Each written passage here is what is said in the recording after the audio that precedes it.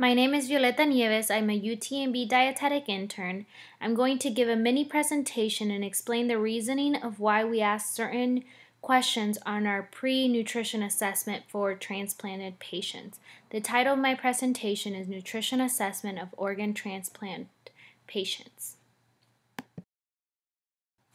The objectives of this presentation is to define and explain the nutrition care process, abbreviated as NCP, identify how the steps of the nutrition care process promote the quality care in transplant patients, and explain two ways on how food and nutrition related history associates with transplant patients. In 2002, the Academy of Nutrition and Dietetics, this is the largest organization of food and nutrition professionals, created the nutrition care process. The NCP is a systematic approach to providing high-quality nutrition care. It provides a framework for consistency and quality of individualized care for patients. It takes into account the patient's needs and values, using the best evidence available to make these decisions. The use of the nutrition care process can lead to a more efficient and effective care and greater recognition of the role of the dietetic professional in all care settings.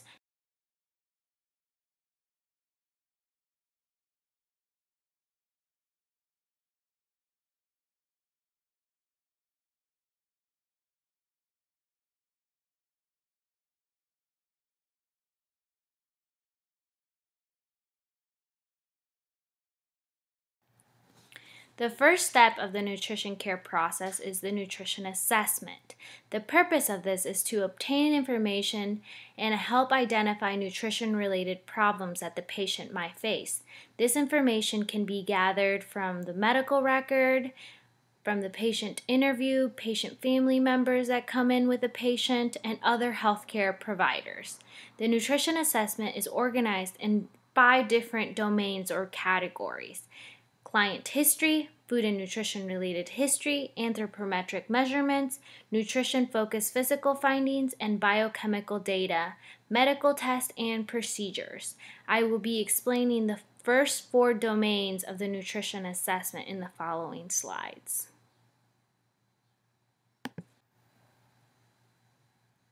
Client history is domain 1 of the nutrition assessment. For personal and family history, we want to identify if the patient has any past medical history. If the patient is on dialysis, then most likely they already have a registered dietitian at their dialysis center. If the patient is preemptive or pre-end-stage renal disease, they might not have a dietitian yet. So it's important for us to guide the patient and provide adequate nutrition education. We also want to look at the past medical history, past surgical history, family history, any food allergies that we should be aware of, also alcohol and smoke, also if the patient smokes. For medical, health, and family history, we want to know patients' genetic diseases that can be inherited, such as FSGS and polycystic kidney disease. These all affect nutrition and treatment.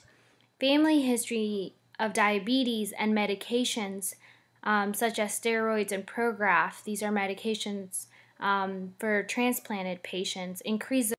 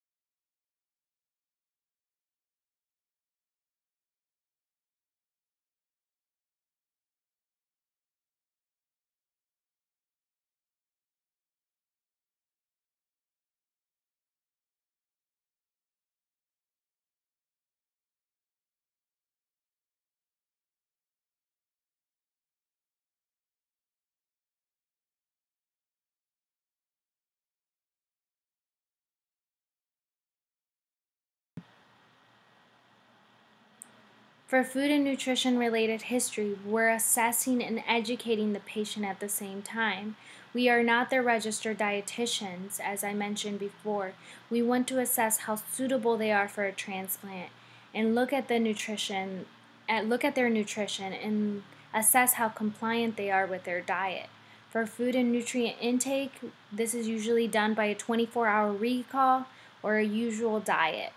We want to look at if the patient is consuming enough food, if they're consuming high energy foods, what's their eating pattern like? Are they following a regular diet? Have regular meals? Do they snack? Do they have any diet restrictions? Are they following their diet, such as a renal diabetic or a Coumadin diet?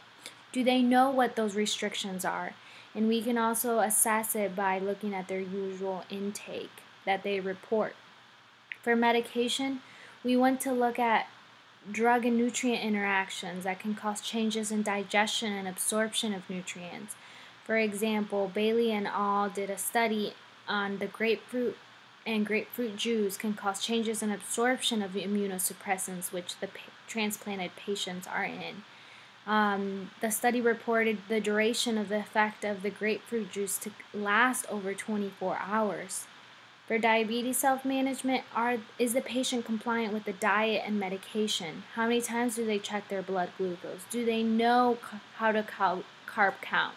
Do they know carb-containing foods that raise blood glucose? For current therapies, current and previous therapies, we want to know what type of dialysis is the patient on. Peritoneal versus hemodialysis. Peritoneal tends to increase protein needs for the patient. Dialysis patients tend to have a decrease in appetite. We might suggest an oral nutrition supplement or a protein supplement to help increase oral intake. For herbal, over-the-counter, and vitamins, they're not regulated by the FDA. They can interfere with the medications for transplant, blood pressure, and other medications. Some herbal preparations are promoted to enhance the immune system, but may theoretically increase the risk of organ rejection.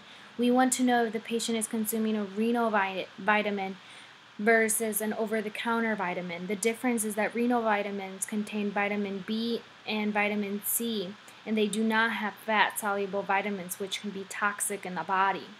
For knowledge and beliefs, we want to assess the patient's current knowledge. Is the patient going to follow RD recommendations? And we also want to assess the patient's attitude towards dietary behavior. For cultural and religious preferences, this is the patient's cultural values. We want to look at food preferences, such as if the patient is vegetarian, then we will assess if they're meeting their protein needs. If they're following a Hispanic diet, this is usually high in beans, cheese, and meat, which is known to be high in phosphorus and potassium and more likely high in sodium. Pica is a different type of question that we ask our question, but it's just as important. Pica is a persistent craving of non-food items such as lead paint chips, clay, dirt, cornstarch, and ice chips. Potential complications of pica include anemia, metabolic disturbances, mineral imbalances, bowel obstructions, perforations, dental injuries, and even excess fluid intake. Dialysis patients have restriction in fluid, potassium, phosphorus, and sodium.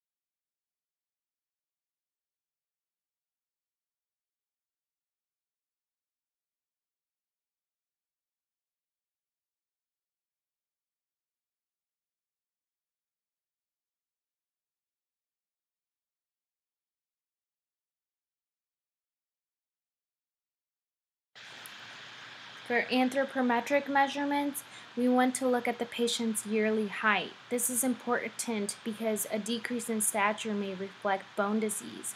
For weight, we want to look at the patient's usual body weight. What's their dry weight or interdialytic weight or interdialytic weight gain? This is the weight that the patient gains in between sessions if they're on dialysis.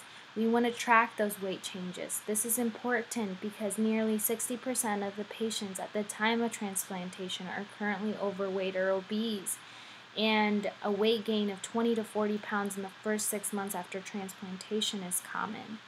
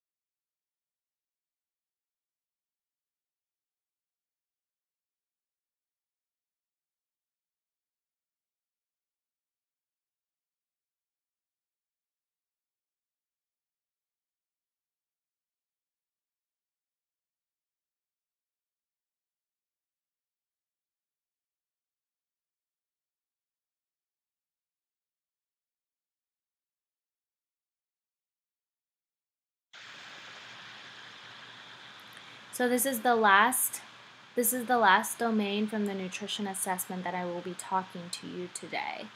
It's important to assess the patient's physical appearance. Look at if the patient has any muscle wasting, any edema, any swelling in their extremities or the location of the edema. We want to look at if the patient has any missing teeth. If the patient has missing teeth, then we're going to ask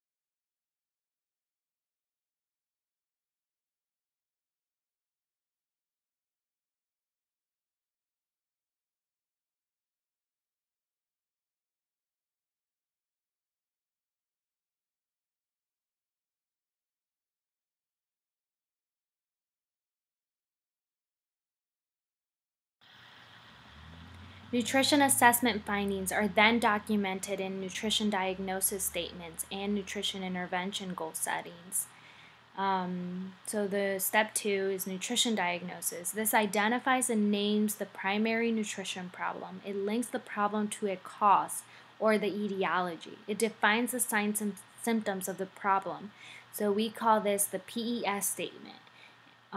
So it's like the nutrition diagnosis term, which I'm going to talk about in the next slide, related to the etiology as evidenced by the signs and symptoms. So the nutrition diagnosis is categorized and organized in 3 different domains. It could either be an intake, so this is too much or too little of a food or nutrient compared to an actual or estimated need. And an example is inadequate energy intake, excessive energy intake, inadequate protein intake, or excessive carbohydrate intake. It can also be a clinical domain. So this is nutrition problems that relate to medical or physical conditions such as swallowing difficulties or altered GI function or food medication interaction or overweight or obese. For the last one, it's behavioral, environmental, and this is the knowledge, attitudes, beliefs, physical environment, access to food or food safety. And these examples can be food, nutrition, and nutrition-related knowledge.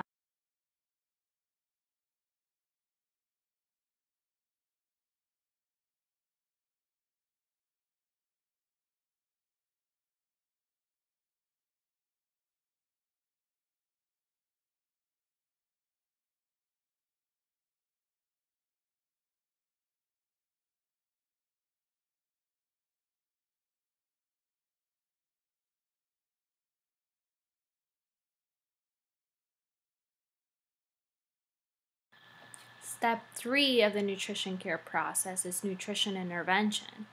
The registered dietitian selects the nutrition intervention that will be directed to the etiology of the nutrition problem and aimed at alleviating the signs and the symptoms of the diagnosis.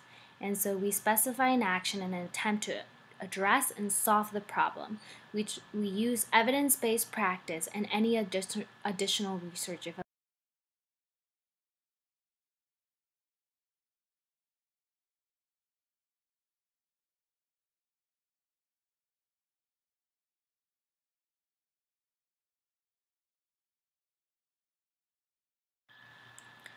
So step 4 is monitoring and evaluation. The purpose of the nutrition monitoring and evaluation is to determine and measure the amount of progress made for the nutrition intervention and whether the nutrition-related goals and expected outcomes are being met.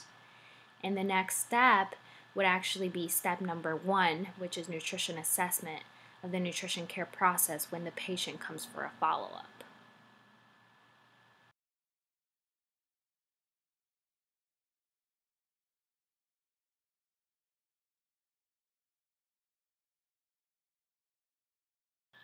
And these are my references. And I also summarize the nutrition assessment domains in these slides. So this is client history, food and nutrition related history, anthropometric measurements, nutrition focused physical findings. Thank you for listening to my slides.